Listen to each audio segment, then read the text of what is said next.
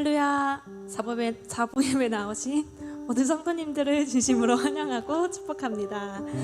아멘. 이 시간 주님의 은혜를 생각하면서 찬양하길 원하는데요.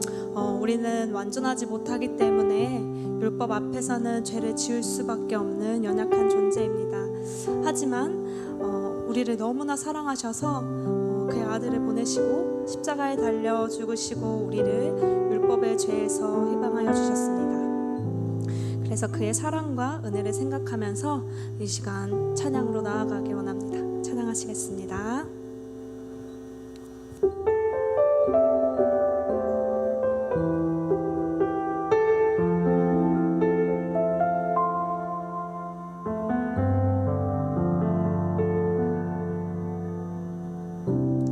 은혜 아니면 살아갈 수가 없네. 호흡마저도 다 주의 것이니 세상 평안과 위로 내게 없어도 예수, 오직 예수뿐이네. 처음부터 다 같이 고백하길 원합니다. 은혜 아니면 살아갈 수가 없네. 호흡마저도 다 주의 것이니 세상 평안과 위로 내게 주셔도 예수, 오직 예수뿐이네. 그 신계획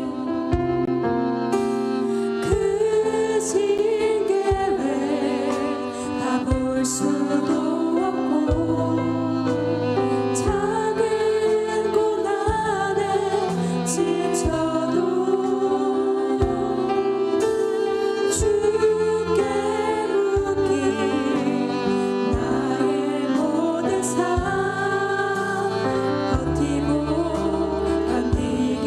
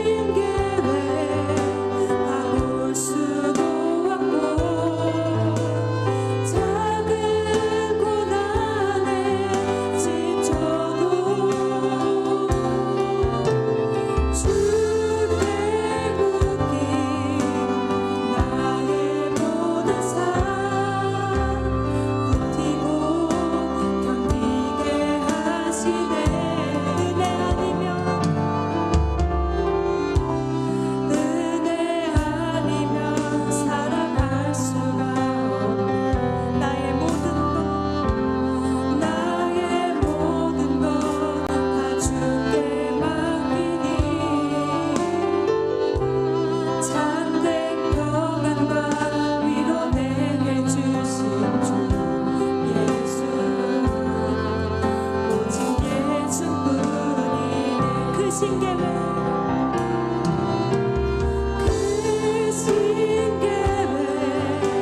다 볼 수도 없고 작은 고난에 지쳐도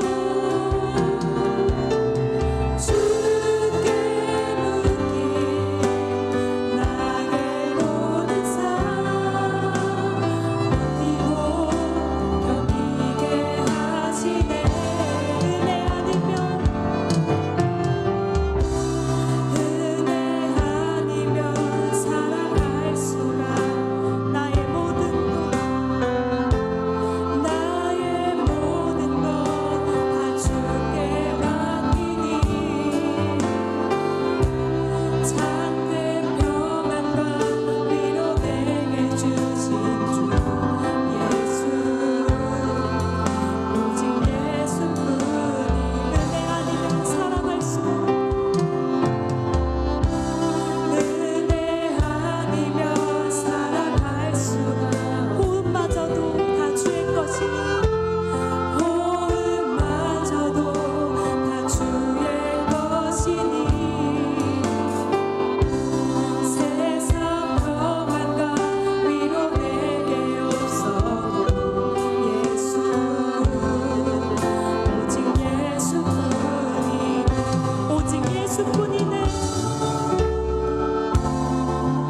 오직 예수뿐 다시 한번 고백하곤 합니다 오직 예수뿐이네 오직 예수뿐이네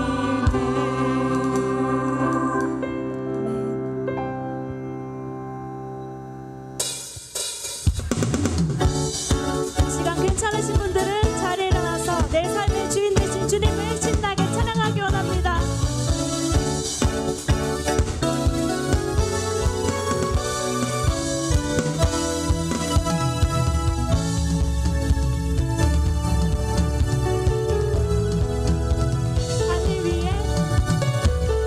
하늘 위에 주님 밖에 내가 사모할 자 이 세상에 없네 내 맘과 힘을 믿을 수 없네 오직 한 가지 그 진리를 주는 나의 힘이요 주는 나의 힘이요 주는 나의 힘이요 영원히 주를 의지하리 주는 나의 힘이요 주는 나의 힘이요 주는 나의 힘이요 영원히 주를 의지하리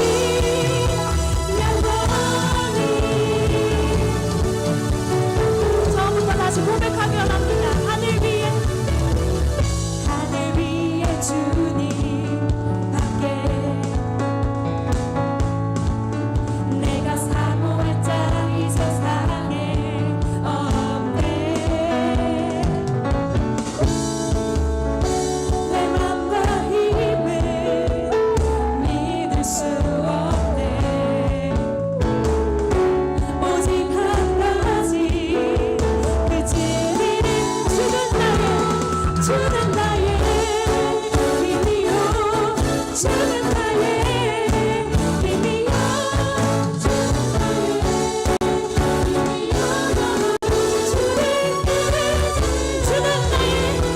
주는 나의 힘이요 주는 나의 힘이요 주는 나의 힘이요 영원히 주를 다시 한번 고백하기 원합니다. 주는 나의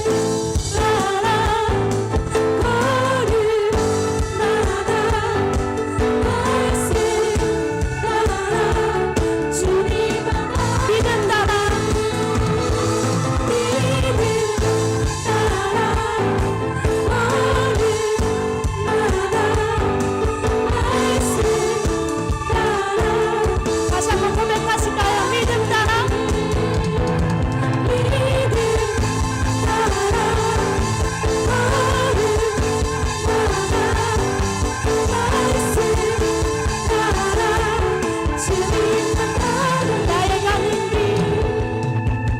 나의 가는 길 믿음 따라갈 때 군대가 나를 왔어도 겁없네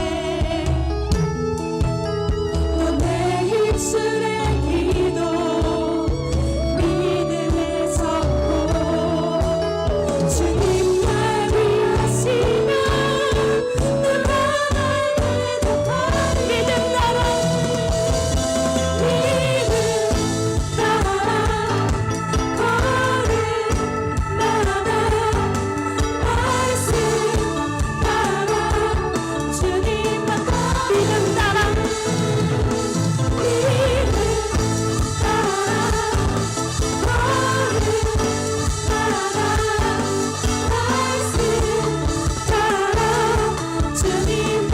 나의 가는 길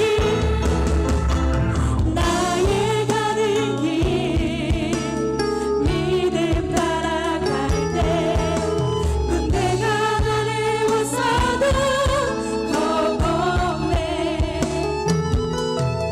또 내 입술의 기도 믿음의 선포 주님 날 위하시며 누가 날 대적하리 믿음 따라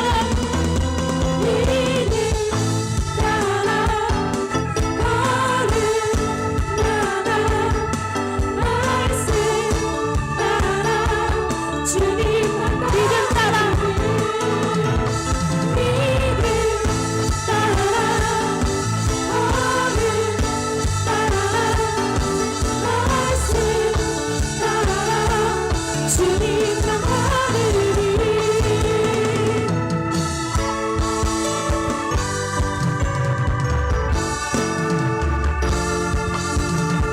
이 시간 고백하기 원합니다. 믿음이 모든 것을 이기네.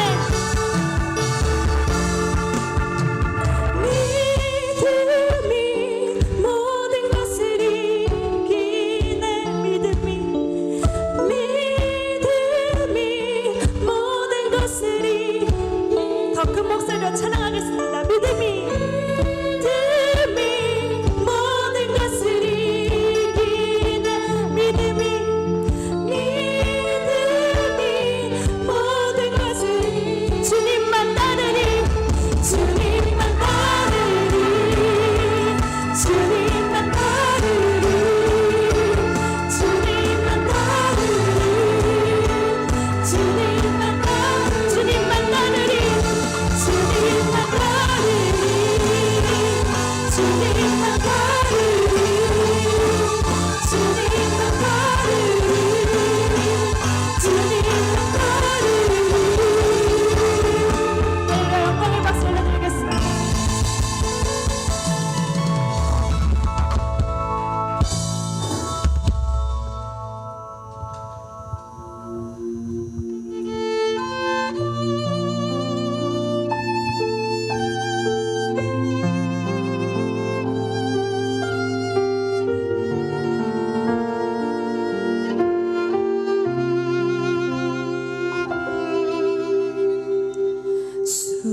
수많은 사람들 주를 따르네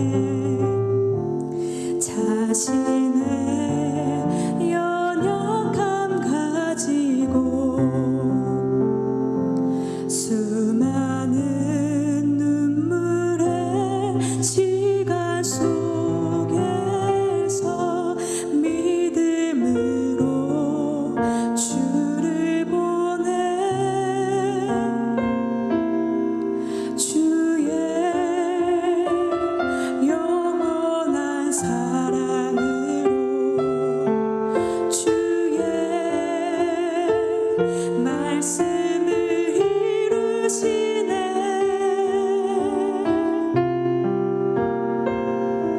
삶의 모든 문제들 나를 힘겹게 해도 포기하지 않는 오늘을 살아내리라 소망이 보이지 않는 내 속에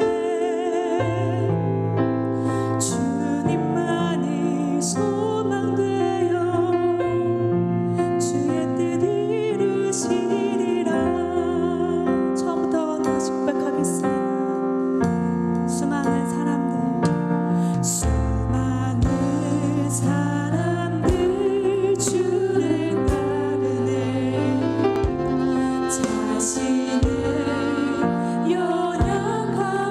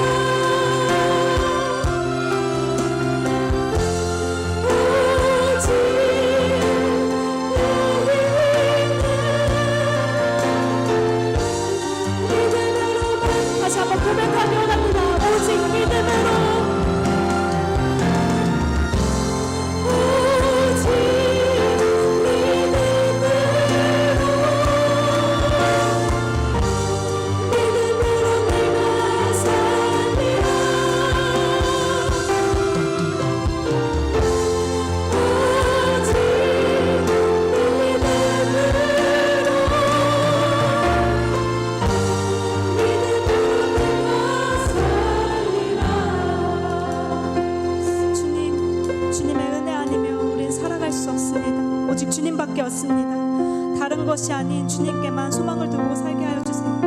이 시간 기도할 때 주님만 바라보며 그 믿음으로 영생을 누리며 살아가게 해달라고 기도하기 원합니다. 기도하시겠습니다.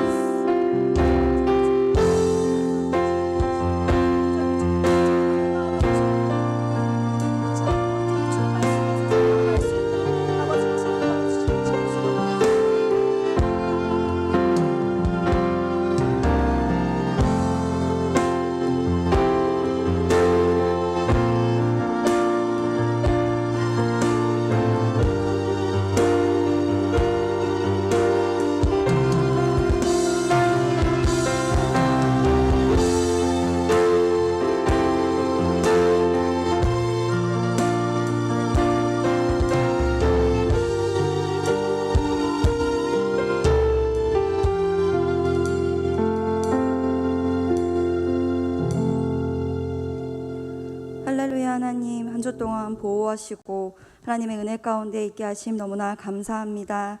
하나님, 오늘도 이 시간 가운데에 우리의 크고 작은 죄와 알고 지은 죄와 또 모르고 지은 모든 죄들을 내려놓고 예배 앞에 나아가오니 하나님, 우리의 죄를 용서하여 주시옵소서. 오늘 말씀을 전하시는 목사님을 붙잡으시고 목사님이 말씀을 전하시는 데에 부족함이 없을 수 있도록 하나님 말씀의 은혜를 통하여 주시옵소서. 말씀을 전하시는데 좌로나 우로나 치우치지 아니하게 하시고 하나님의 말씀을 전하시는 온전하고 선한 도구로 사용받게 하여 주시옵소서.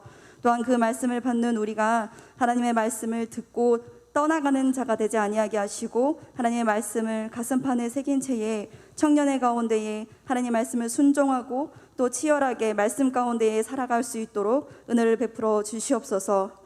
또 우리가 이 말씀을 가지고 세상 가운데에 나아갈 때에 하나님이 허락하시는 믿음과 또 사랑과 은혜를 가지고 나가길 원합니다. 우리의 모든 문제들, 학업과 관계와 가정과 또 우리가 미처 알아야지 못하는 문제까지도 주의 말씀으로 해결받고 또 주의 말씀으로 인도하심 받으며 나가길 원하옵나오니 하나님, 오늘 이 시간 가운데에 말씀하여 주시옵소서. 주여 말씀하여 주시옵소서. 주의 종이 듣겠나이다. 모든 예배의 첫 시간과 마지막의 시간 또 우리가 이후에 있을 모든 모임의 시간까지도 하나님께서 은혜 가운데에 인도하여 주시옵소서. 감사하며 예수님 이름으로 기도드립니다.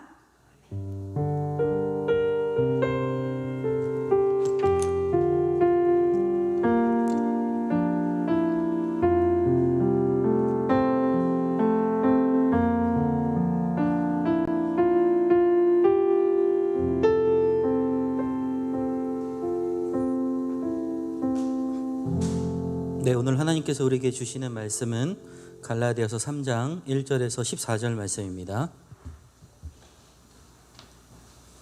네, 갈라디아서 3장 1절에서 14절 말씀 신약성경 304페이지에 있고요. 함께 교독하도록 하겠습니다. 마지막 14절은 함께 읽도록 하겠습니다. 갈라디아서 3장 1절에서 14절입니다. 어리석도다 갈라디아 사람들아, 예수 그리스도께서 십자가에 못 박히신 것이 너희 눈앞에 밝히 보이거늘 누가 너희를 꾀더냐. 내가 너희에게서 다만 이것을 알려 하노니 너희가 성령을 받은 것이 율법의 행위로냐 혹은 듣고 믿음으로냐. 너희가 이같이 어리석으나 성령으로 시작하였다가 이제는 육체로 마치겠느냐. 너희가 이같이 많은 괴로움을 헛되이 받았느냐. 과연 헛되냐. 너희에게 성령을 주시고 너희 가운데서 능력을 행하시는 이의 일이 율법의 행위에서냐 혹은 듣고 믿음에서냐. 아브라함이 하나님을 믿음에 그것을 그에게 의로 정하셨다 함과 같으니라. 그런즉 믿음으로 말미암는 자들은 아브라함의 자손인 줄 알지어다. 또 하나님이 이방을 믿음으로 말미암아 의로 정하실 것을 성경이 미리 알고 먼저 아브라함에게 복음을 전하되 모든 이방인이 너로 말미암아 복을 받으리라 하였느니라. 그러므로 믿음으로 말미암는 자는 믿음이 있는 아브라함과 함께 복을 받느니라. 무릇 율법 행위에 속한 자들은 저주 아래에 있나니 기록된 바 누구든지 율법 책에 기록된 대로 모든 일을 항상 행하지 아니하는 자는 저주 아래에 있는 자라 하였음이라. 또 하나님 앞에서 아무도 율법으로 말미암아 의롭게 되지 못할 것이 분명하니 이는 의인은 믿음으로 말미암아 살리라 하였음이라. 율법은 믿음에서 난 것이 아니니 율법을 행하는 자는 그 가운데서 살리라 하였느니라. 그리스도께서 우리를 위하여 저주를 받은 바 되사 율법의 저주에서 우리를 속량하셨으니 기록된 바 나무에 달린 자마다 저주 아래에 있는 자라 하였음이라. 이는 그리스도 예수 안에서 아브라함의 복이 이방인에게 미치게 하고 또 우리로 하여금 믿음으로 말미암아 성령의 약속을 받게 하려 함이라. 아멘. 네, 오늘 봉독된 말씀을 가지고 믿음의 결과라는 제목으로 하나님의 말씀을 나누도록 하겠습니다. 세상의 모든 결과에는 과정이 있습니다. 예를 들면 어떤 시험에서 합격을 해야 한다면요, 열심히 공부해야 하는 과정이 필요합니다. 때로는 1년의 공부의 과정이 필요하고요, 또 때로는 2년, 3년, 또 많은 시간을 할애해야 되는 그런 과정들이 필요합니다. 또 우리가 건강하려면 평소에 잘 관리해야 하는 식생활과 또 식이요법, 또 운동의 과정이 필요하고요, 또 결혼을 한다면 누군가를 만나서 서로 사랑해야 되고 또 그런 과정 가운데 서로 존중하며 늘 함께 있는 것이 너무나도 기대하고 소망이 되어서 그 교제의 오랜 시간 과정이 있었기 때문에 결혼이라는 그 결과가 있습니다.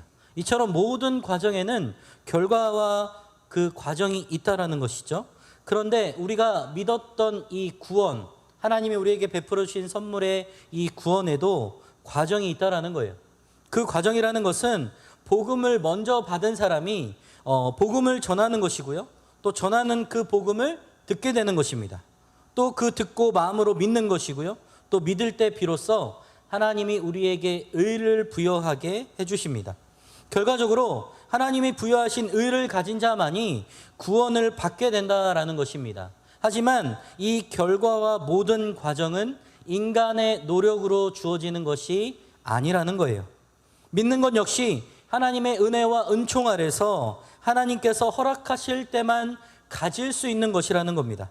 바울은 이 구원의 행위가 이 행위로서의 구원을 얻는 것이 아니라 믿음으로만 얻을 수 있다라고 분명하게 이야기합니다. 그리고 그것은 우리의 노력이 아니라 오직 하나님의 은혜로만 가능하다라고 이야기하고 있습니다. 그래서 바울은 이 사실을 오늘 본문에서 너무나도 많이 강조하고 있어요. 그렇다면 오늘 이 바울이 말하는 이 복음과 믿음의 결과가 과연 우리에게 어떤 영향을 미치는지를 함께 좀 살펴보기를 원합니다. 오늘 본문의 배경은요, 바울이 계속해서 이야기하는 믿음으로만 구원을 얻는다는 이 이신득이의 구원 원리의 정당성에 대해서 계속해서 논증하고 변증하는 내용입니다. 여기서 바울은 율법주의자들의 미혹에 넘어가 자신이 전한 너무나도 분명한 이 복음의 진리를 갈라디아 교인들의 영적인 무지함이 반어적인 질문을 통해 그들을 책망하고 있다라는 것이죠. 즉 갈라디아 교인들을 자신의 경험을 근거로 그들이 구원의 보증으로 성령을 받은 것이 믿음으로 말미암은 것이라고 분명한 사실을 알리면서 이를 그들이 잘 알고 있음에도 불구하고 그들이 믿음으로 말미암아 고난을 감수했음에도 불구하고 그들에게 다가왔던 이 거짓 교사들로 인해서 그 미혹에 빠져버려 믿음을 잃어버리고 사망에 이르게 되는 율법으로 다시 돌아가는 그들의 모습을 보면서 안타까운 마음에 갈라디아 교인들에게 바울은 계속해서 강조하며 이야기하고 있는 것입니다.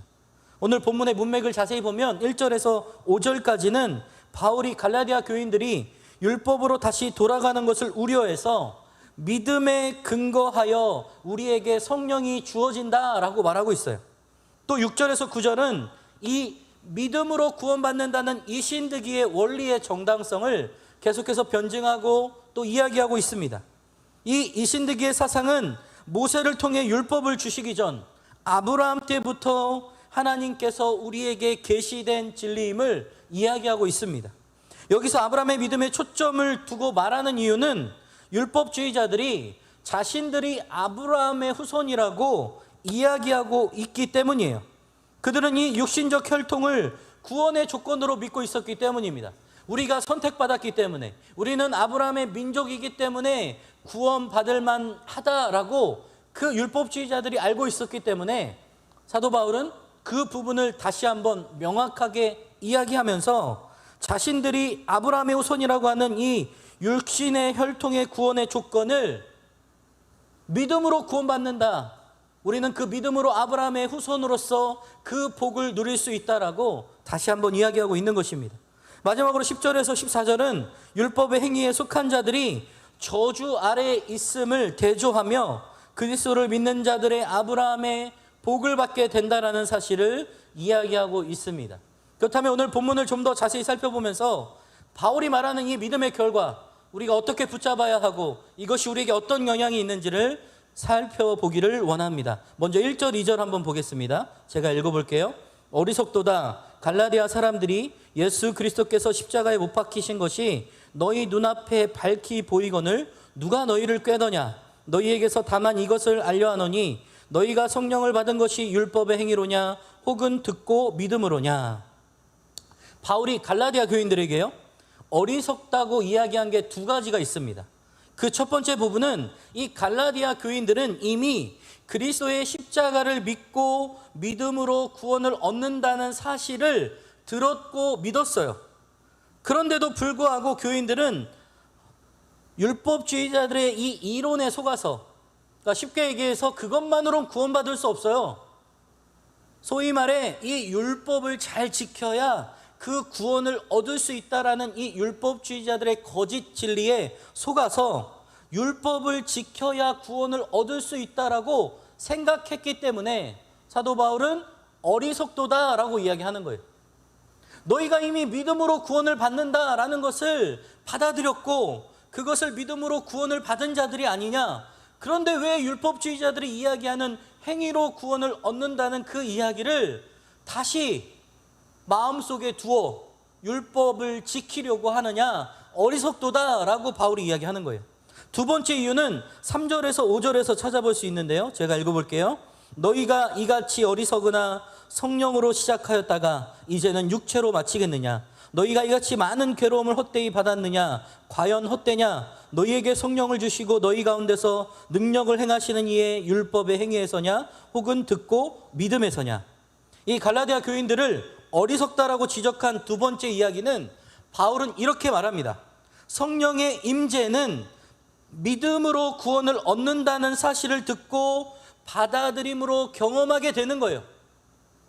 여러분들이 그동안 믿고 있었던, 여러분들이 자신하고 있었던 나의 생각과 계산과 나의 생각과 비전과 꿈을 가지고 살아왔다면 어느 순간 내가 예수님을 믿기로 작정하고 결단하고 나의 생각과 계산을 내려놓고 나의 마음의 중심에 나의 예수님이 주인 되시고 그분의 말씀과 뜻대로 살겠습니다 라고 결단하고 영접하며 그분을 주인으로 받아들이는 순간 여러분들은 영접하는 자 곧 그 이름을 믿는 자들에게는 하나님의 자녀가 되는 권세를 주셨으니 이전 것은 지나갔으니 보라 새 것이 되었도다. 여러분들 하나님의 자녀가 되었어요. 이미 여러분들 마음 가운데 주님이 살아 계세요. 여러분들 안에 주님이 늘 살아계셔서 여러분들 가운데 동행하시고 말씀하는 분이 여러분들 가운데 계세요. 그러면서 그 예수님께서 여러분을 통해 계속해서 말씀하시고 종용하시는 것들이 있는데 바로 내가 너를 구원했다라는 거예요. 그리고 그 구원했다라는 그 예수 그리스도의 십자가의 사랑이 여러분들이 마음 가운데 이게 인격적으로 느껴지고 그 예수님이 받아들여지고 그분이 나의 주인 된다라는 것을 여러분들의 삶에서 가장 최고의 가치로 여겨지는 순간 여러분들의 인생은 달라지기 시작합니다. 왜냐하면 그때부터 성령 하나님이 여러분들을 만지기 시작하시기 때문이에요. 무슨 말이냐면 여러분들이 그동안 내가 하고 싶은 대로 살아왔다면 어느 순간 성령 하나님께서 내 마음에 찾아오셔서 때로는 내가 하고 싶은 것을 저지해 주시고 때로는 내가 먹고 싶은 것, 내가 하고 싶은 것을 내려놓게 하시고 다른 누군가를 섬기게 하시고 다른 누군가의 아픔을 같이 아파하게 하시고 또 그 누군가의 어려움을 내가 내 것으로 여기며 기도하게 하시는 일들을 성령 하나님께서 하신다라는 거예요. 이것은 믿음의 결과로 얻어지는 성령의 임재와 역사라는 거예요. 근데 이것을 경험한 갈라디아 교인들이 왜 어리석게도 예전으로 돌아가서 율법을 지키려고 하는가라고 이야기를 하고 있는 거예요. 하나님께서 갈라디아 교회 성도들에게 성령을 주시고 그들 가운데 능력을 행하셨던 것은 그들이 율법을 행했기 때문에, 그들이 정말 교회에서 잘 실천하고 섬기고 봉사하고 열심히 했던 그 행위 때문이 아니라 오직 복음을 믿고 들었기 때문에 하나님께서는 그들에게 성령을 역사해 주셔서 성령의 은혜를 주셨다라고 사도 바울은 울부짖음과도 같은 간곡한 어조로 이야기하고 있는 거예요. 결국 하나님께서 성도들에게 성령을 주시고 그들로 하여금 성령의 놀라운 역사를 체험하게 하시는 것은 결코 어떤 특별한 행위를 했기 때문에, 우리가 자격이 되어서, 우리가 어떤 라이센스가 있어서, 우리가 어떤 스펙이 있어서가 아니라 오직 우리가 복음을 믿고 받아들였기 때문에 하나님이 주신 것이라는 거예요. 그것은 오직 그들이 예수님을 진심으로 믿었기 때문이라는 거예요. 따라서 믿음이 없이는 결코 그 누구도 구원에 이를 수 없다라고 사도 바울은 이야기하고 있는 겁니다. 그러면서 하나님의 역사도 믿음 없이는 체험할 수 없다라는 거예요. 마태복음 17장은 이와 같은 사실을 잘 보여주고 있습니다. 예수님께서 17장에 변화산에 올라가세요. 내려오실 때에 한 사람을 만나게 되는데, 이 간질병에 걸린 아들을 둔 한 사람을 만난 사건이 자세히 기록되어 있습니다. 그 사람은 간질병에 걸린 이 아들을 고칠 그 방안을 모색해 봤지만 전혀 방법이 없었어요. 그래서 예수 그리스도의 그 제자들에게로 다가갔습니다. 하지만 그 제자들이 능히 자기 아들의 병을 고치지 못하는 거예요. 그러면서 티격태격 소동을 벌이다가 예수님께서 오시는 것을 보고 그에게 달려가서 절을 하며 예수님이여 나의 아들의 병을 고쳐주옵소서 라고 예언합니다. 예수님께서는 그 아들을 데려오게 한 후에 그 아들을 붙잡고 있는 귀신을 꾸짖어내어 쫓아내심으로 그 아들의 병을 고쳐주셨습니다. 이 일이 있은 다음에 예수님의 제자들이 자기들도 어떻게 해보려고 했었잖아요. 근데 안 됐었거든요. 그래서 예수님께 이렇게 물어봐요. 예수님, 우리는 왜 어찌하여 그것을 쫓아내지 못했습니까? 그 질문에 예수님은 이렇게 대답합니다. 너희 믿음이 적은 탓이다. 진실로 너희에게 이르노니 너희가 만일 믿음이 겨자씨만큼 한 그 작은 것이라도 있으면 이 산을 명하여 여기서 저기로 옮기라 하여도 옮길 것이요 또 너희가 못할 것이 없느니라 라고 말씀합니다. 예수님의 그 말씀은 곧 믿음이 없기 때문에 하나님의 역사를 체험하지 못한다라는 것이에요. 그러나 믿음이 있었다면 아무리 어려운 일이라도 능히 이루시는 하나님의 크고 놀라운 역사를 체험할 수 있다라고 단호하게 말씀하고 있는 겁니다. 사랑하는 여러분, 우리는 하나님의 놀라운 역사를 체험하기를 원한다면 먼저 하나님을 믿는 사람들이 되어야 돼요. 하나님의 능력을 믿지도 않으면서 하나님이 역사하지도 않으신다라고 불평하는 어리석은 자가 되면 안 된다라는 겁니다. 아무리 어렵고 불가능한 일이 있을지라도 하나님께서 능히 그 일을 이루실 것이라고 믿고 그 믿음을 따라 행할 때 우리는 반드시 하나님의 놀라운 역사를 체험할 수 있다라는 거예요. 바라기는 날마다 하나님이 역사하시는 성령의 체험의 역사를 믿음으로 받게 되는 여러분 모두가 되시기를 주님의 이름으로 축원합니다. 제가 유치부를 사역할 때 일이었습니다. 그때 당시 제가 이제 전도사로 사역을 했을 때였는데 20대 후반이었던 것 같아요.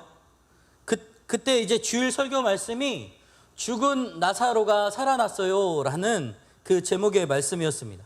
이 제목 그대로 죽었던 나사로가 이미 장사되어 사흘이 지나 시체가 썩는 냄새가 나는 그 상황이었지만 예수님께서는 그 나사로를 살리시는 참된 기적을 베푸신 그 사건이었습니다. 그렇게 설교를 마치고 난 후에 이제 공과 공부가 이루어지고 예배가 마친 다음에 이제 부모님들이 아이들을 이렇게 데리러 오게 됩니다. 그래서 이제 한 어머니가 이제 7세 반의 여자아이를 데리러 오셨어요. 누구누구야 이제 엄마 왔다 가자 이렇게 이야기하고 선생님이 이제 그 아이를 부모님께 인계하려고 하는데 이 아이가 이렇게 이야기하는 거예요. 엄마, 오늘 죽은 나사로가 살아났다라는 말씀을 들었어요. 예수님은 무엇이든지 할 수 있는 능력 있는 분이시래요. 엄마도 전도사님께 기도 받아 이러는 거예요. 느닷없이 이렇게 기도를 받으라고 기도 좀 해달라고 저한테 이야기하니까 제가 아니 이게 무슨 일인가 싶어서 어머니에게 무슨 기도 제목이라도 있으세요? 라고 물어봤어요. 그랬더니 어머니가 이렇게 말하는 거예요. 어머니가 말하기도 전에 그 아이가 이제 낚아채서 이렇게 말하는 겁니다. 다른 게 아니라요, 엄마가 제 동생을 만들어 주신다고 했는데 뜻대로 잘 안 되시나 봐요. 그래서 엄마가 기도받고 하나님의 기적을 체험했으면 좋겠어요.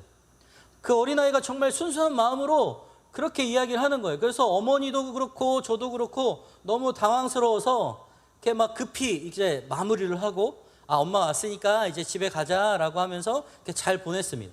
이렇게 보내고 난 후에 제가 이제 주일 예배 이 순서를 마치고 잠시 설교를 되뇌이면서 묵상하는데 그런 생각이 드는 거예요. 그렇지, 오늘 말씀을 나눈 이 죽은 나사로를 살리신 예수님의 이야기는 사실이고 상상의 이야기가 아니지. 그걸 믿는 나는 그 어떤 기도 제목이라도 믿고 믿음으로 기도하면 하나님께서 이루어 주실 거라고 그 아이는 생각했는데 나는 과연 무엇을 생각하고 있는 거지? 라고 하면서 제 마음에 막 여러 가지 생각이 드는데 이런 마음이 드는 거예요. 어떻게든 지금이라도 전화해서 어머니를 위해 기도해 주어야 되겠다라는 마음을 왠지 모르게 주시는 거예요. 그래서 전화를 드렸습니다. 어머니, 다른 게 아니고요, 오늘 아까 아이가 그런 이야기를 했는데 제가 돌아와서 기도하면서 묵상을 해보니까 왠지 어머니를 위해 좀 기도해 드리면 좋을 것 같다라는 생각이 들었습니다.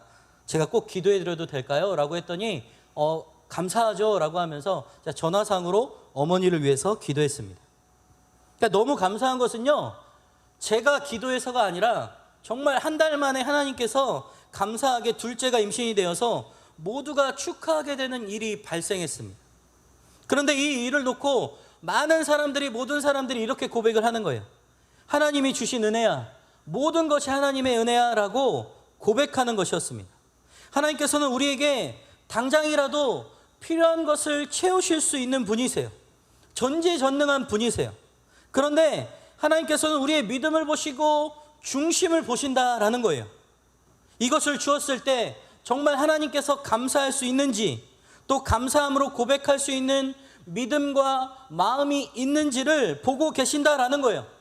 그것은 안 주시려고 우리를 골탕 먹이시는 것이 아니라 우리를 그렇게 응답의 결과를 빨리 주지 않으려고 하시는 것이 아니라 계속해서 우리의 마음을 보시고 또 우리를 훈련시키시고 또 그것이 믿음이 성장하여서 그 어떤 상황과 환경을 만난다 할지라도 오직 하나님만 바라보게 하는 믿음으로 나아가는 하나님의 사람이 되도록 하나님이 우리를 훈련시키는 과정이라는 겁니다. 여러분들 아이들에게 있잖아요, 정말 필요한 것을 다 사주면 아이들이 정말 말을 잘 들을 것 같은데 그렇지 않아요. 더 좋은 것을 바라고 더 많은 것을 바라고 더 자기가 원하는 것이 더 많아져요. 때로는 참을 때도 있고 때로는 내가 갖고 싶지만 인내해야 되고 때로는 그 어려운 부분들을 알아가면서 그런 과정 가운데 조금씩 어른이 되어가고 성장하는 것처럼 우리의 믿음도 마찬가지라는 거예요. 우리에게 정말 꼭 필요한 것, 지금 당장이라도 주실 수 있지만 하나님께서는 우리가 언제나 하나님을 바라보고 믿음으로 살아갈 수 있도록 우리를 연단시키시고 훈련시키시고 그 과정 가운데 있다라는 사실을 꼭 기억하셨으면 좋겠어요. 그래서 우리는 이 믿음의 과정을, 믿음의 결과를 날마다 삶에서 경험하며 하나님의 믿음의 사람으로 성장하는 여러분 모두가 되시기를 주님의 이름으로 축원합니다. 다음으로 6절 7절 말씀 함께 보겠습니다. 6절 7절은 이렇게 말씀합니다. 아브라함이 하나님을 믿음에 그것을 그에게 의로 정하셨다함과 같으니라. 그런즉 믿음으로 말미암는 자들은 아브라함의 자손인 줄 알지어다. 아브라함이 무엇으로 말미암아 의롭다함을 받았다라고 말씀하고 있죠? 아브라함은 하나님을 믿음으로 의롭다함을 받았지 행위로 받은 것이 아니라고 말합니다.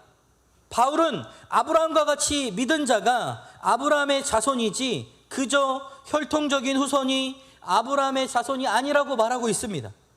이 말은 아브라함같이 믿는 자가 영적으로 아브라함의 진짜 후손인 것을 말하고 있는 거예요. 그것은 영적인 아브라함의 자손은 예수를 믿음으로 구원을 얻는다는 사실을 믿는 사람들이라는 거예요. 우리는 우리의 선한 행위로 구원을 얻는 자가 아니라는 거예요. 그러나 종종 우리는 우리의 행위의 문제로 인해서 구원의 문제를 의심하기도 합니다. 돌아온 탕자들이 있잖아요. 지금도 많이 있어요. 지금도 제가 계속 기도하고 있는 청년들이 있어요. 돌아와야 될 탕자들. 너무 마음이 아프죠. 그런데 그들이 이런 이야기를 가끔 할 때가 있어요. 제가 교회로 와라, 교회 와서 하나님을 만나자라고 계속해서 이야기하면, 아 목사님 그만 좀 전화하세요. 아 목사님 문자 좀 그만하세요. 아 목사님 잔소리 좀 그만하세요. 아 제가 이렇게 살고 있는데 과연 하나님께서 나를 또 다시 회복시켜 주실 수 있을까요? 저는 단호하게 있다라고 말해요. 그리고 언제라도 하나님은 용서해 주실 분이라고 말해요. 근데 자기 자신 스스로 그럴 수 없다라고 여기고 나오지 못하는 모습을 많이 보게 됩니다. 너무 안타까운 일이라는 거예요. 주님 앞으로 나오기만 하면 주님은 그 문제에 대해서 묻거나 따지지도 않으시고 용서해 주시고 회복시켜 주신데도 불구하고 자신들의 그 행위와 예수님의 울타리를 넘어서 정말 방탕한 생활을 하고 있는 그것 때문에 거기에 유린되어서 나오지 못하는 모습을 보게 된다라는 거예요. 8절 9절 말씀을 보세요. 또 하나님이 이방을 믿음으로 말미암아 의로 정하실 것을 성경이 미리 알고 먼저 아브라함에게 복음을 전하되 모든 이방인이 너로 말미암아 복을 받으리라 하였느니라. 그러므로 믿음으로 말미암는 자는 믿음이 있는 아브라함과 함께 복을 받느니라. 하나님은 이방에 믿음으로 구원을 얻는다는 사실을 전하기 위해 우리를 부르셨어요. 하나님은 이방인들을 지옥의 불쏘시개로 만들려고 창조하신 게 아니라는 거예요. 장차 이방인들을 구원하기 위해서 아브라함을 부르셨다라고 말씀합니다. 그에게 믿음으로 구원받는 복음을 전하셨고, 그래서 아브라함처럼 예수를 믿는 자는 구원을 얻게 되었다라고 말씀합니다. 그 믿는 믿음의 결과는 무엇일까요? 바로 이방인이 받게 될 복, 구원의 복이라는 거예요. 그러면서 바울은 믿음이 아니라 율법의 행위로 구원받으려고 하는 자들을 저주 아래 있다라고 말하는데요. 우리 10절 11절을 한번 같이 읽어보겠습니다. 10절 11절 함께 읽어보겠습니다. 시작. 무릇 율법 행위에 속한 자들은 저주 아래에 있나니 기록된 바 누구든지 율법책에 기록된 대로 모든 일을 항상 행하지 아니하는 자는 저주 아래에 있는 자라 하였음이라. 또 하나님 앞에서 아무도 율법으로 말미암아 의롭게 되지 못할 것이 분명하니 이는 의인은 믿음으로 살리라 하였음이니라. 아멘. 바울이 말하는 저주가 뭐예요? 그 저주라는 것은 구원받지 못한다라는 것이에요. 사실 율법적인 신앙생활을 하다면 우리가 가끔 좌절할 때가 있습니다. 왜냐하면 율법을 온전히 지킬 수 있는 사람은 이 세상에 존재하지 않기 때문이에요. 그렇기 때문에 우리가 율법을 지킴으로써 구원을 얻을 수 없고 영적으로 좌절할 수밖에 없는 거예요. 우리는 이런 수많은 좌절들로 인해서 얻을 수 있는 교훈이 있는데, 그것은 그 좌절로 인해 내게 필요한 것은 오직 예수 그리스도의 복음이라는 거예요.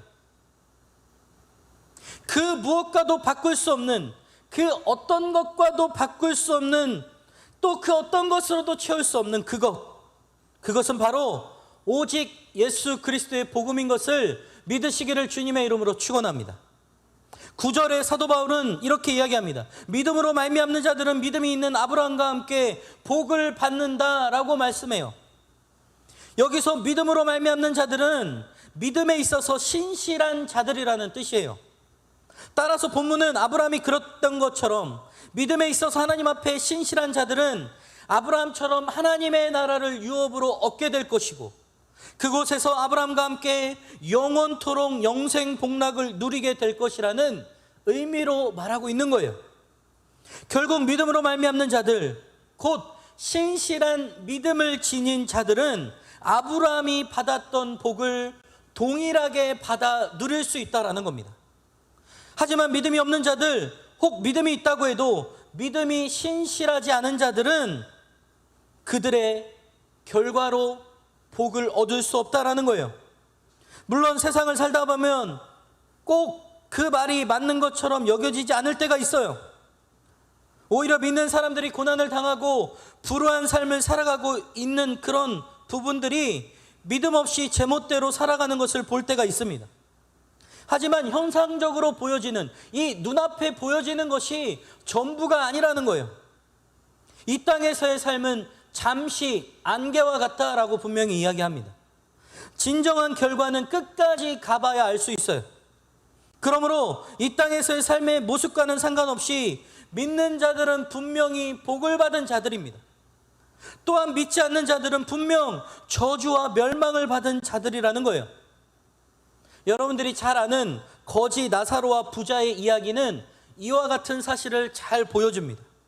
이 이야기에 등장하는 부자는 세상 사람들이 보기에 성공한 사람이고 또 능력 있는 사람이고 또 좋아 보이는 사람이에요. 복받은 사람이라는 거예요.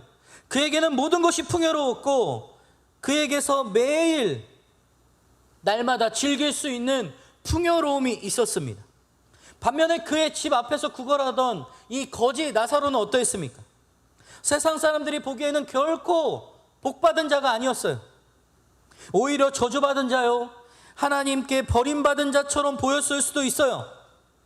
그런데 사실은 실상은 그러지 않았다라는 거예요. 매일 즐거움을 즐기던 부자가 오히려 저주와 버림을 받은 자였고, 날마다 구걸하며 비참한 삶을 살았던 거지 나사로는 복을 받았던 사람이었어요. 왜 그랬었죠? 그것은 바로 거지는 하나님의 나라를 유업으로 받아 아브라함을 품에 안겼던 반면, 부자는 하나님의 나라를 유업으로 받지 못하고 지옥에 떨어져 영원토록 고통을 당해야 했기 때문입니다. 부자는 이 땅에서 복을 받은 것처럼 보였어요. 또 살았어요. 그러나 지극히 유한하고 제한적이었다라는 거예요. 그가 살아가는 순간 동안에. 인생이 길면 70이고 80, 요즘으로 치면 100세까지 산다라고 합니다. 100년 동안만 누릴 수 있었던 것을 부자는 누렸다라는 거예요. 근데 100년 이후에 영원한 삶, 영원의 그 끝이 없는 삶을 부자는 영원한 지옥에서 영원한 형벌을 받을 수밖에 없었던 그런 사람이었다라는 겁니다. 그러나 거지 나사로는 어떻습니까? 이 땅에서 저주받은 것과 같이 살았지만 그것은 잠시 불과한 것이고 마침내 영원한 복을 누리는 하나님의 구원의 선물을 받았다라는 거예요. 이것을 통해서도 우리가 알 수 있듯이 진정한 복의 여부를 결정하는 핵심 요소는 무엇이라는 걸까요? 믿음이라는 거예요. 오직 믿음으로만 진정한 복을 누릴 수 있다라는 겁니다. 사랑하는 여러분, 하나님을 신실하게 믿지 않는 한 그 누구도 하나님의 나라를 유업으로 얻을 수 없어요. 따라서 믿지 않는 자들은 이 땅에서 어떠한 삶을 살아가든지 간에 결코 복받은 자라고 말할 수 없는 거예요. 하지만 하나님을 신실하게 믿는 자들은 반드시 하나님의 나라를 유업으로 받을 수 있다라는 거예요. 그 나라는 절대로 잃어버리지 않습니다. 따라서 그들이 이 세상에서 어떠한 삶의 모습으로 살아가든지 간에 그들은 분명 복을 받은 자들이라는 거예요. 다시 말해서 믿음에는 그 어떠한 방법으로도 진정한 복을 누릴 수 없다라는 겁니다. 오직 믿음만이 진정한 복을 받을 수 있는 가장 확실하고 유일한 방법이라는 겁니다. 그러므로 여러분은 언제나 이 신실한 믿음의 소유자들이 되시기를 주님의 이름으로 소망합니다. 하나님 앞에서 한 점 부끄러움이 없는 진실한 마음으로 살아가는 복된 자들이 되기를 주님의 이름으로 축원합니다. 다음으로 우리 13절 14절을 마지막으로 한번 읽어보겠습니다. 같이 한번 읽어볼게요. 13절 14절입니다. 시작. 그리스도께서 우리를 위하여 저주를 받은 바 되사 율법의 저주에서 우리를 속량하셨으니 기록된 바 나무에 달린 자마다 저주 아래에 있는 자라 하였음이라. 이는 그리스도 예수 안에서 아브라함의 복이 이방인에게 미치게 하고 또 우리로 하여금 믿음으로 말미암아 성령의 약속을 받게 하려 함이라. 예수께서 우리를 율법의 그 저주에서 속량하시기 위해서 그분이 하셨던 일이 뭐예요? 율법의 저주에서 우리를 속량하시기 위해 십자가에서 대신 죽으셨던 사건입니다. 왜냐하면 우리는 율법을 지킬 수 없기 때문이고 또 지키지 않았기 때문이에요. 주께서 우리의 죄값을 대신 받으신 사실을 우리가 믿기만 하면 우리가 의롭다함을 받을 수 있다는 거예요. 그렇다면 속량의 증거로 우리에게 주는 것은 무엇일까요? 여기에서 속량을 믿는 자에게 그 증거로 성령이 주어진다라고 말씀합니다. 이 성령의 약속은 이미 아브라함을 믿어서 의롭다함을 받은 믿는 자에게 주시는 그 증거이자 또 확증이자 우리에게 주시는 선물과도 같다라는 거예요. 그리고 성령이 우리 안에 역사하셔서 내주하셔서 의롭다 하심의 증거를 말씀하고 우리에게 영향력을 미치신다라는 거예요. 그렇다면 여러분, 예수 그리스도께서는 왜 직접 본인이 십자가에 못 박히시는 엄청난 저주를 받으시면서까지 우리를 율법의 저주 아래서 속량하려고 하셨을까요? 왜 죽으셨을까요? 왜 그런 고통과 고난을 받으셨을까요? 그 답은 너무나도 명확해요. 우리를 사랑하셨기 때문에. 사랑하시되 너무나도 사랑하셨기 때문에 그처럼 이루 말할 수 없는 모욕과 고통을 마다하지 않으시고 기꺼이 그 모든 순환과 고난을 당하셨다라는 거예요. 로마서에서도 사도 바울은 이렇게 말합니다. 우리가 아직 죄인 되었을 때에 그리스도께서 우리를 위하여 죽으심으로 하나님께서 우리에 대한 자기의 사랑을 확증하셨느니라. 로마서 5장 8절 말씀입니다. 진정한 사랑은 기꺼이 자신을 희생하는 거예요. 사랑하는 자는 결코 자신이 사랑하는 사람을 위하여 희생해야 하는 순간에 망설이지 않는다라는 거예요. 만약 누군가를 사랑한다면 자신이 사랑하는 그 사람을 위하여 희생하기를 꺼려한다면, 그 사람을 위하여 자신을 주려 하지 않는다면 그 사람은 결코 그 대상을 사랑하는 것이 아니라는 거예요.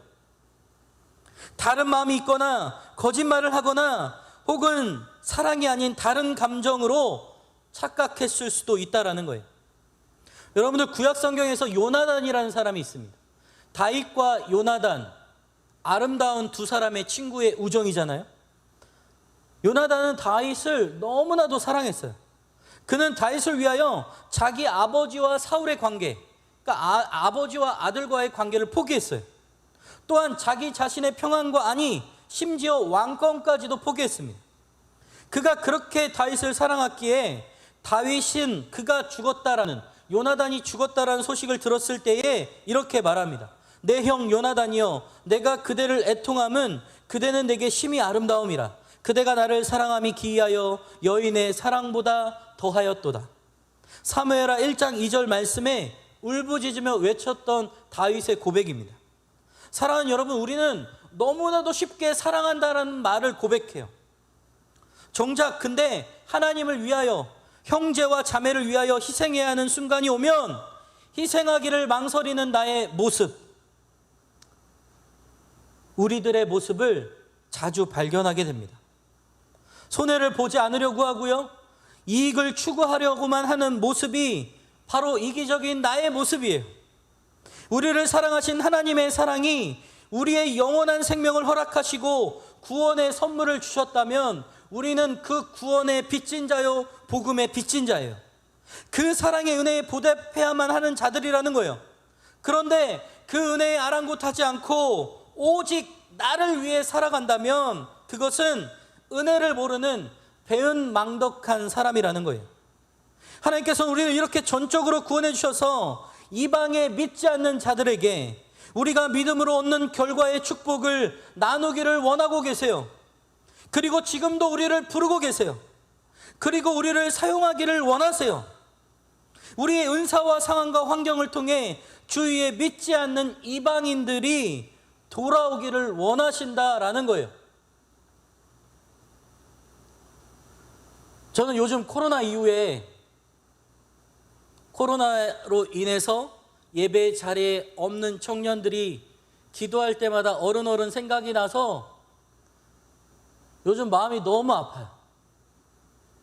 왜냐하면 내가 세상 가운데 방황을 해봤기 때문에 그 세상의 방황의 끝은 주님이 없어요. 온갖 죄로 얼룩덜룩해져 있는 게 바로 세상이에요. 그걸 뻔히 아는 제가 어찌 가만히 있을 수 있겠어요? 너무 마음이 아파요. 근데 이것을 아는 사람이 손을 내밀어 주지 않으면 그들이 돌아올 수 없다라는 거예요. 제가 여러분들과 6월, 7월 함께 예배회복 운동을 펼치자고 하고 주위에 세런들이나 안 보이는 자들을 위해서 함께 기도하고 회복하자라고 했던 이유는 바로 이 부분이에요. 그들은 우리의 손길과 기도가 필요해요. 궁극적으로 주님이 필요해요. 왜냐하면 그들 스스로 그들이 내가 죄에 빠져 있다라는 것, 세상 가운데 속해 있다라는 것을 인식하고 있지 못하기 때문이에요. 그렇다고 해서 가서 우리가 정죄하고 판단하고 그러한 것이 아니라 사랑으로 그들을 위하여 기도하고 애쓰고 돌아오기라도 한다면 우리가 함께 다시 회복하며 이 안에서 하나님을 만나고 경험하는 이 축복의 예배가 회복되어지기 시작한다면 누구보다 하나님이 기뻐하실 일이기 때문에 우리가 함께 하자라고 이야기하는 겁니다. 이 구원의 이 귀한 과정의 열매의 복은요, 여러분들도 같이 누려야 하고 저도 같이 누려야 하고 날마다 누려야 하는 예수님이 다시 오실 때까지 혹은 또 우리의 생명이 다할 때까지 계속 되어져야 되는 일이에요. 그것이 우리의 사명이자 우리의 소명이에요. 이것을 붙든다면 우리의 힘과 능력이 아니라 우리 안에서 역사하시는 하나님의 능력이 우리를 도우시고 인도할 것이라는 것을 저는 확신합니다. 여러분들이 이러한 기쁨을 함께 누리시기를 주님의 이름으로 축원합니다. 존 큐라는 영화가 있습니다. 그 영화의 줄거리는 이래요. 미국의 한 시골 마을에 단란한 가족이 살고 있었습니다. 그 가정의 아빠의 이름은 존 큐였어요. 그의 아내 그리고 10살짜리 아들, 이 세 사람이 한 단란한 가정을 이루고 살고 있었습니다. 근데 그 아들의 이름이 마이크였습니다. 그러던 어느 날 마이크가 야구 시합을 하며 아이들과 놀고 있는 도중에 갑자기 쓰러져서 병원에 실려갑니다. 여러 검사를 해보고 진단을 해보고 또 확인한 결과 그 의사의 말이 심장 수술을 하지 않으면 살아날 가망이 없다라는 거예요. 그 말을 들은 아버지는 청천벽력과 같은 너무 안타까운 마음에 여기저기 알아보기 시작합니다. 왜냐하면 막대한 수술 비용이 들기 시작했기 때문이에요. 의사에게 어떻게든 갚겠다고 어떻게든 수술 먼저 해달라고 막 애원해보지만 의사는 원칙대로 수술비를 지불하지 않으면 안 된다라고 단호하게 이야기합니다. 아빠는 어떻게든 아들을 살리기 위해 보험 혜택을 알아보고 정부 지원도 알아보고 자기가 찾아갈 수 있는 사람 또 기관 또 정부 온갖 곳을 다 찾아 전전긍긍해보지만 도무지 방법이 없는 거예요. 이것저것 알아보고 애써보지만 방법이 없자 최후의 수단을 버리기로 결단을 합니다. 아들의 수술받을 병원을 점거해요. 그리고 인질극을 벌이고 오직 아들의 이름을 수술 대기자 명단에 올려달라고 울부짖기 시작합니다.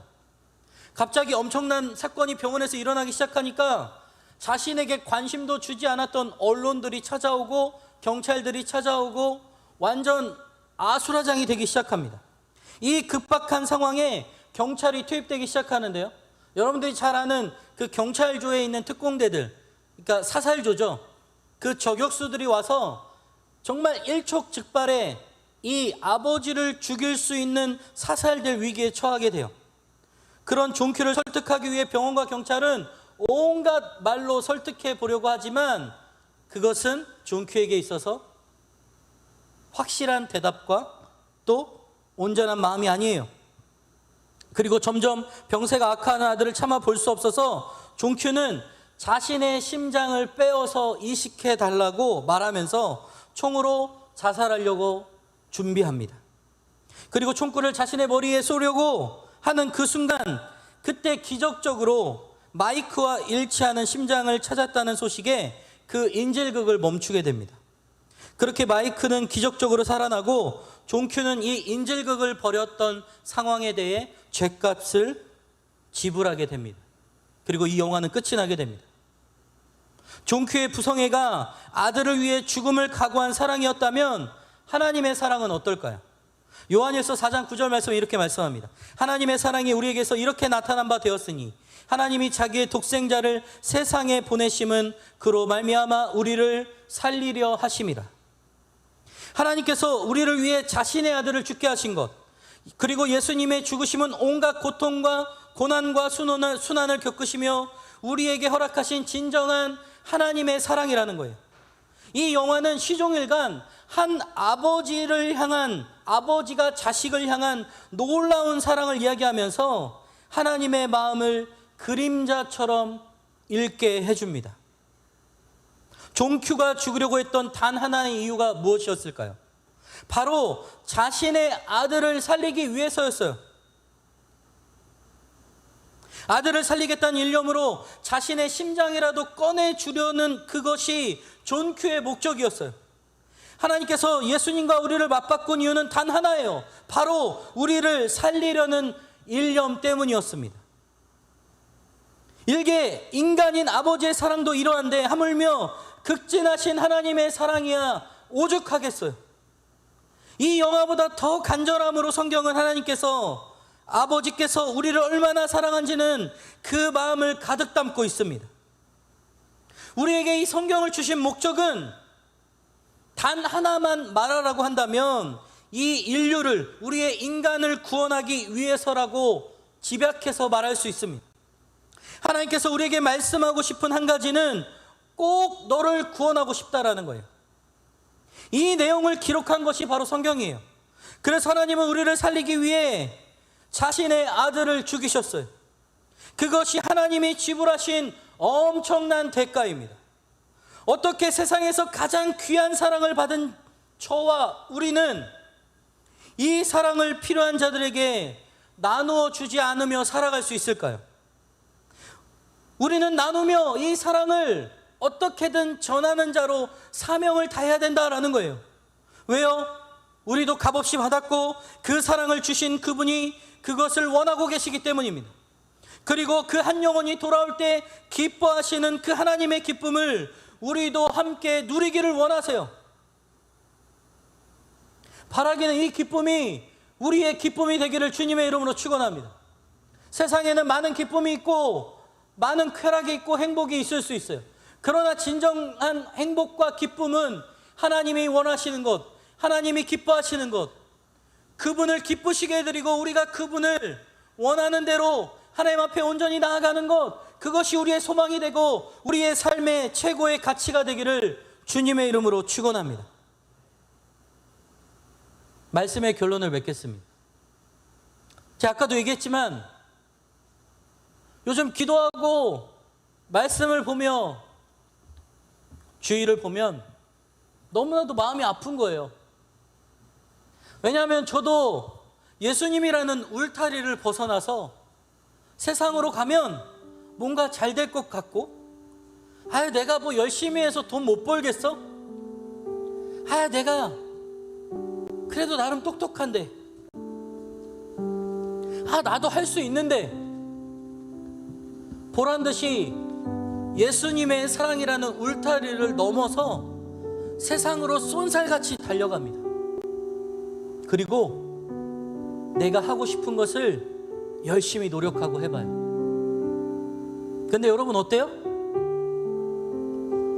나는 잘할 수 있을 거라고 생각했는데 세상이 그렇게 호락호락하지 않더라고요. 돈 버는 게 왜 이렇게 어려운지요?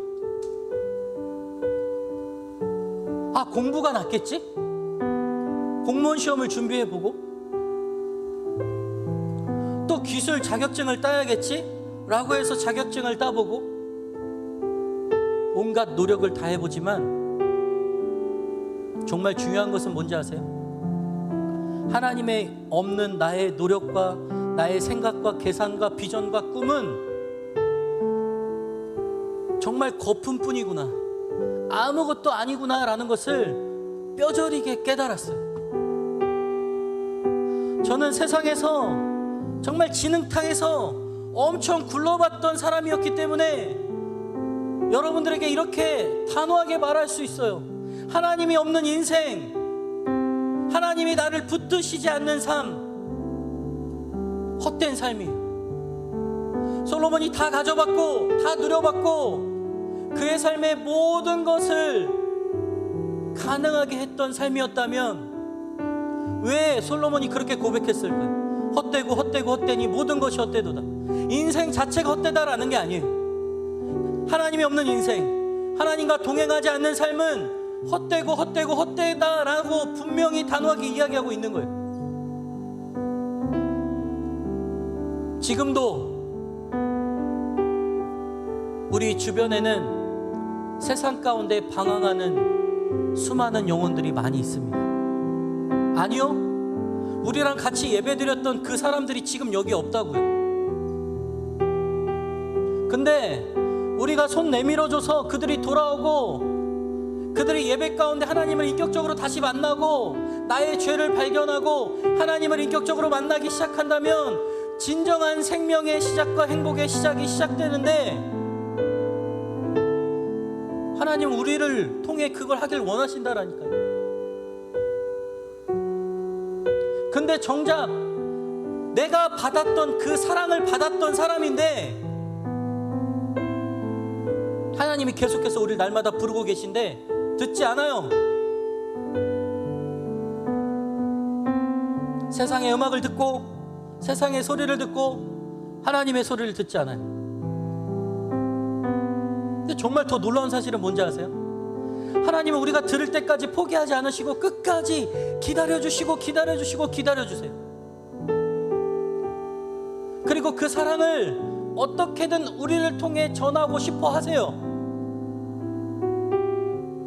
근데 우리에게 마음이 결단이 생겨서 오늘 예를 들어서 기도하고 있는데 누군가가 생각이 났어. 철수라는 친구가 생각이 났어.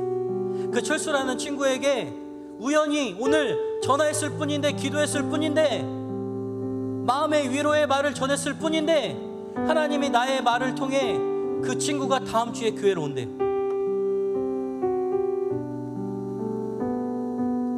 여러분들, 내가 한 게 아무것도 없어요. 하나님이 하세요. 우리가 구원받기 위해 내가 한 게 뭐가 있어요? 아무것도 없어요. 바울은 분명히 이야기해요. 율법의 행위로 구원을 받는 것이 아니다. 내가 너희를 택했고 내가 너희를 너무나도 사랑했기에 내가 너를 살렸어.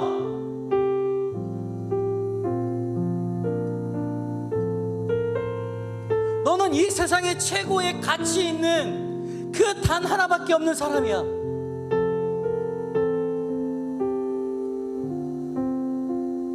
근데 세상에는 이 사랑이 필요한 사람이 너무나도 많아. 너가 나를 대신해서 그 사랑을 좀 전해줄 수 없겠니? 날마다 찾아오셔서 우리에게 이렇게 말씀하세요.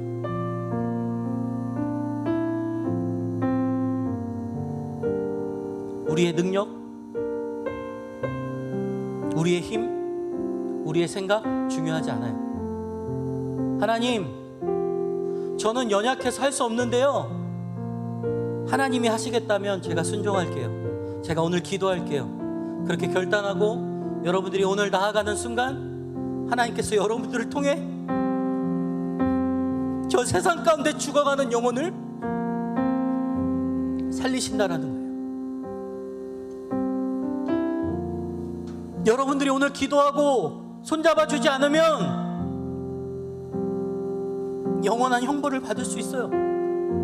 그게 우리 가족이고 친구고 우리 주변에 있는 영혼들이라면 하나님이 얼마나 슬퍼하실까요? 오늘 사도 바울은 애타는 마음으로 갈라디아 교인들에게 부르짖고 있어요. 너 이미 구원받았잖아. 근데 왜 다시 율법을 행위로 구원받으려고 하니? 예수님이 이미 너희를 위해 죽으셨는데 왜 또 예수님을 죽게 하려고 해? 사랑하는 여러분, 우리 모두에겐 주님이 필요합니다. 그리고 그 주님의 십자가의 사랑이 우리의 삶을 회복시켜 주실 것입니다. 이 믿음의 결과, 진정한 하나님의 구원의 축복, 나만 누리는 것이 아니라 우리 주변에 있는 사람들과 함께 누리며 그 복을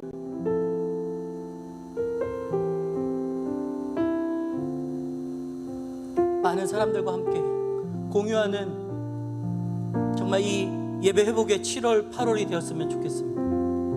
지금까지 여러분들이 어떻게 살았든 상관없어요. 오늘부터 결단하며 기도하며 주님이 주시는 마음을 붙잡고 나아가십시다. 그리고 한 주 동안 여러분들을 통해 기도하게 하시고 여러분 통해 말씀하시는 영혼들을 위해 함께 나아간다면 하나님께서 성령의 역사를 통하여 회복시켜 주실 것을 믿습니다. 이 시간 함께 찬양하고 기도하기를 원하는데요, 오직 믿음으로 세상 흔들리고 함께 찬양하면서 주님 앞에 나아가기를 원합니다.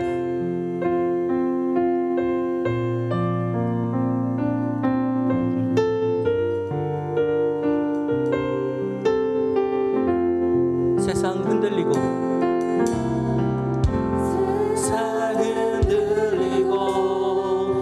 사람들은 변하여도 나는 주를 섬기리.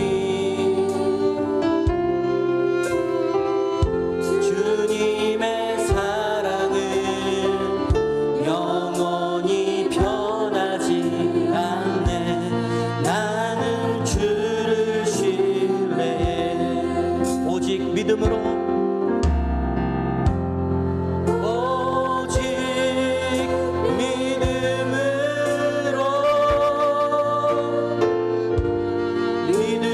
내가 살리라. 오직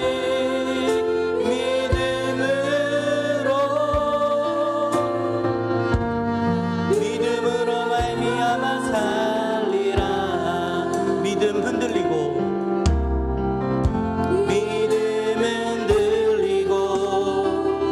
사람들 주를 떠나도 나는 주를 섬기리. 주님의 나라는 영원히 쇠하지 않네. 나는 주를 신뢰해. 오직 의는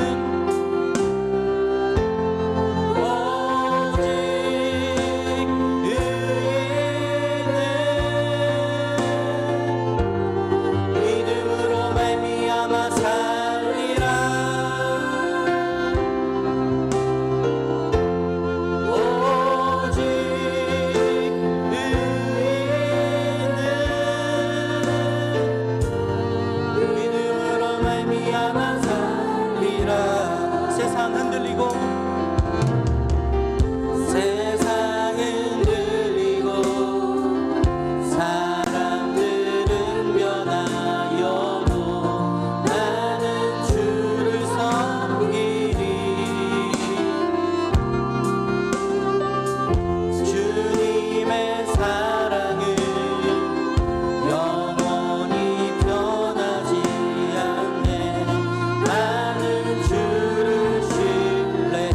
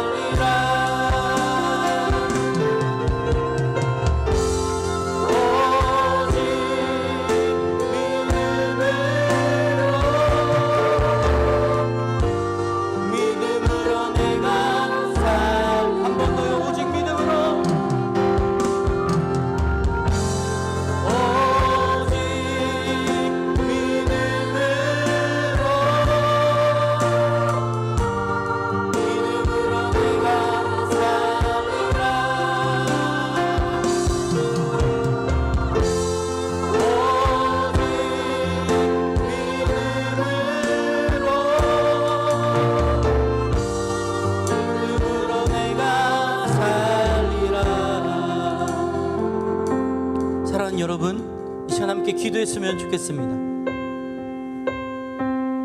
우리는 너무나도 연약한 존재입니다. 주님이 필요하고요, 주님의 은혜가 필요하고요, 주님의 십자가 보혈이 아니면 우리의 죄를 스스로 해결할 수 없습니다. 그래서 우리가 이 예배 자리에 나와서 주님을 만나고 우리의 죄를 보고 주님 앞에 내어놓고 회복함을 받는 이유가 바로 여기에 있어요. 그래서 이 예배 자리가 너무나도 소중하고 너무나도 귀합니다. 이 세상 가운데 믿음으로 살아간다는 것이 너무나도 어려워요. 그런데 오늘 주님은 너희에게 겨자씨만한 믿음이 있다면 이 산을 저기로 옮길 뿐더러 이보다 더 많은 일을 할 수 있다라고 말씀하세요. 하나님, 우리에게 믿음을 허락하여 주옵소서. 우리가 바로 그런 아브라함의 자손이요 후예임을 믿게 하여 주시고 우리가 믿음으로 주님의 일들을 감당하는 믿음의 사람 되게 하여 주옵소서. 세상의 풍조와 문화에 흔들리지 않게 하여 주시고 오직 믿음으로 주님만 바라보게 하여 주옵소서. 우리 주님 이름 부르고 기도하겠습니다. 주여,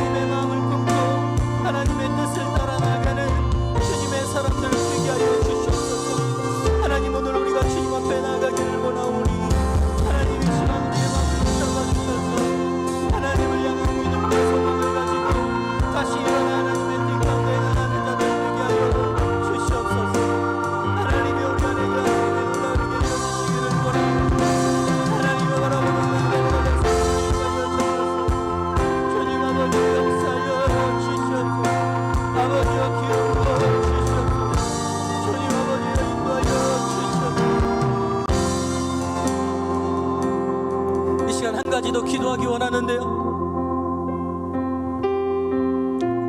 여러분들도 오랜 코로나 가운데 다시 이 예배 자리에 나오기까지 참 어려웠다라는 것을 알고 있어요. 그런데 이 자리에 오기까지 누군가의 기도와 하나님의 사랑과 하나님의 간섭하심이 있었습니다. 이제는 우리 주변에 보이지 않는 자들을 위해 그 사랑을 나누어 줄 때입니다. 하나님, 우리 청년부가 이번 여름 가운데 정말 많은 청년들이 다시 예배를 회복하고 주님께 돌아오는 역사가 있게 하여 주옵소서. 내가 바로 그런 축복의 통로자가 되게 하여 주시고 또 기도자가 되게 하여 주시고 그들을 위하여 섬길 때 하나님의 놀라운 회복의 역사가 있게 하여 주옵소서. 셀마다, 청년부마다, 각 공동체마다 인도하여 달라고 우리 주님 이름 부르고 기도하겠습니다. 주여, 하나님, 이 자리에 없는 영혼을 위하여 기도합니다.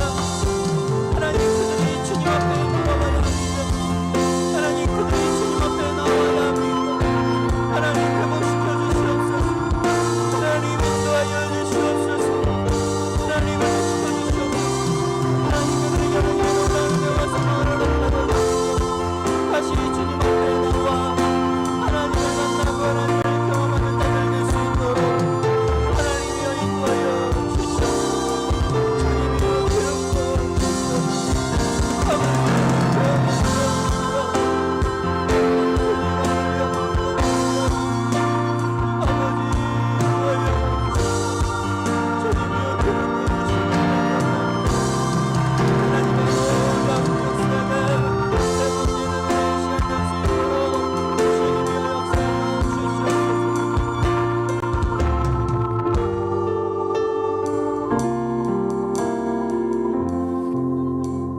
사랑의 하나님, 감사합니다.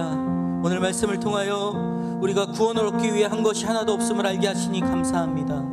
모든 것이 다 하나님의 은혜요 감사인 것을 놓치지 않게 하여 주시고, 우리로 하여금 믿음을 허락하여 주시고, 그 믿음 따라 날마다 감사함으로 승리하며 나아가는 우리 모두가 되게 하여 주옵소서. 청년부가 잃어버린 한 영혼을 위해 예배 회복 운동을 하고 있습니다. 이것이 우리 모두의 사명이 되게 하여 주시고, 주님의 은혜로 많은 은혜의 열매 맺는 귀한 시간 되게 하여 주옵소서. 한 영혼이 돌아올 때 기뻐하며 또 춤추며 뛰는 그 하나님의 마음을 우리가 알고, 우리도 그 기쁨과 하나님의 그 놀라운 은혜를 함께 누리는 우리 모든 공동체 지체들 되게 하여 주옵소서. 모든 것을 감사드리며 예수님의 이름으로 기도합니다. 아멘.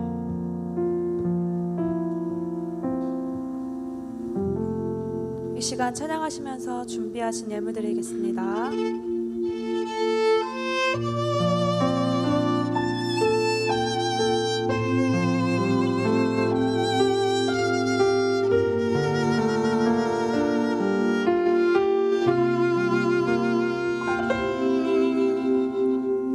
수많은 사람들 주를 따르네. 자신의 연약함 가지고 수많은 눈물의 시간 속에서 믿음으로 주를 보내. 내 앞에 놓여진 사과 속에서 이겨낼 힘조차 없을 때 연약한 나에게 힘겨운 이길 믿음으로 나아가네. 주의 영원한 사랑으로 주의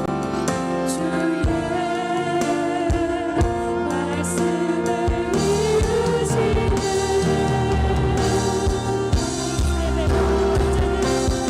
삶의 모든 문제는 나를 힘겹게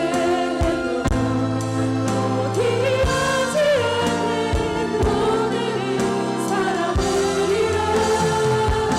소망이 보이지 않는 내 삶 속에 주님만이 소망되어 주의 이루시리라.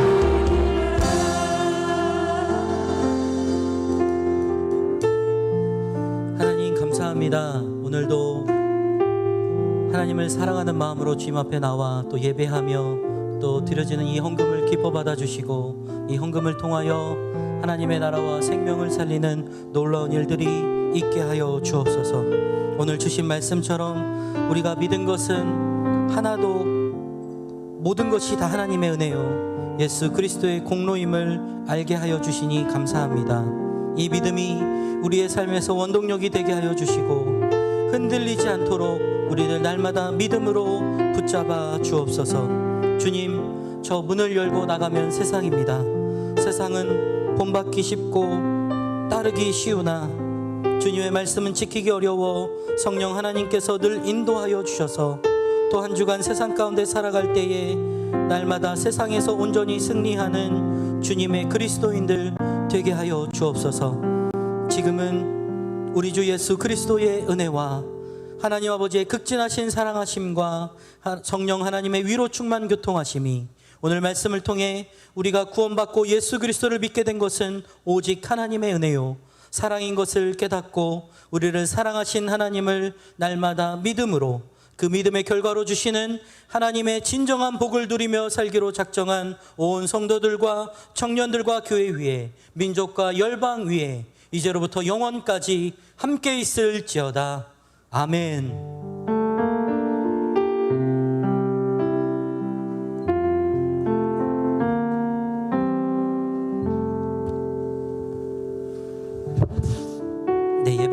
좋습니다. 이 시간 이후에는 새가족과 또 등반 시간이 있는데요.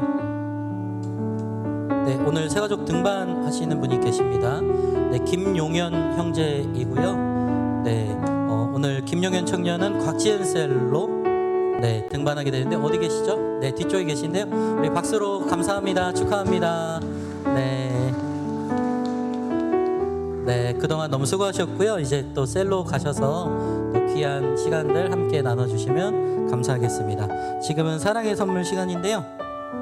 네, 김도현 형제. 네, 김도현 형제.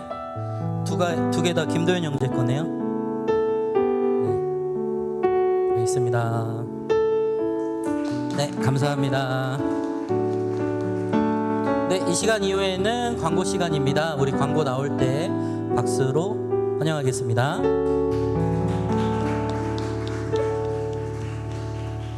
네, 광고 시작하겠습니다. 새가 낳은 청년 공동체를 찾아주신 분들을 진심으로 환영합니다.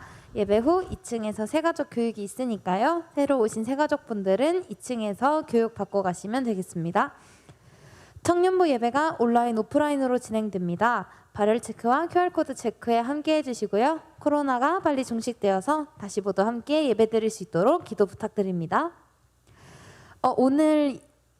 이번 주 화요기도회가 잠시 쉬어간다고 합니다. 재정비하고 돌아오겠다고 하니까요. 함께 기도해주면서 기다려주시면 감사하겠습니다. 네, 매주 화요일 저녁 9시에 청년부에서 찬양 인도를 진행합니다. 8시 20분까지 교회 본당으로 모여주시면 감사하겠습니다. 7월 4일에 새가족분들과 함께 진행하는 해피밀 행사가 있습니다. 새가족분들과 함께 다시 모여서 즐겁게 대화하는 시간 있으니까요. 많은 참여 부탁드립니다.